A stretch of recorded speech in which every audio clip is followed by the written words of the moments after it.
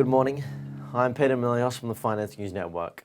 The Nasdaq Composite snapped a 4-day losing streak on Monday, even as Treasury yields reached levels not seen in over a decade.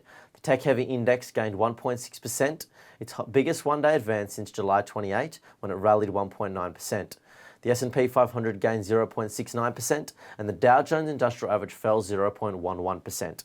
Palo Alto Networks rallied 14.5% on stronger than expected earnings, and Nvidia popped 8.3% ahead of its earnings report due on Wednesday. Tesla and Meta climbed 7% and 2.4% respectively. The S&P 500 tech sector gained 2.26% on Monday. Those moves came even as the benchmark 10-year Treasury note yield hit a high of 4.34%, reaching its highest level since November 2007. Yields, which rise when bond prices fall, are typically bad for tech and other growth stocks as they lessen the value for their promised future earnings. That made the day's tech gains more notable. Moving on, this week investors are anticipating an address Friday morning from Federal Reserve Chair Jerome Powell at the central bank's annual symposium at Jackson Hole, Wyoming. Investors are worried he might hint at more interest rate hikes despite recent increases, impacting the economy and investments.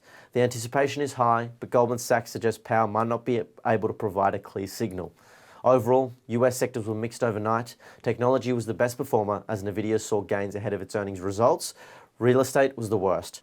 And lastly, for today's news, China is grappling with a worsening economic situation driven by a crisis in its debt-heavy property sector, leading to lowered growth forecasts by London banks as concerns rise about deflation, high youth unemployment and insufficient central bank measures to address the situation.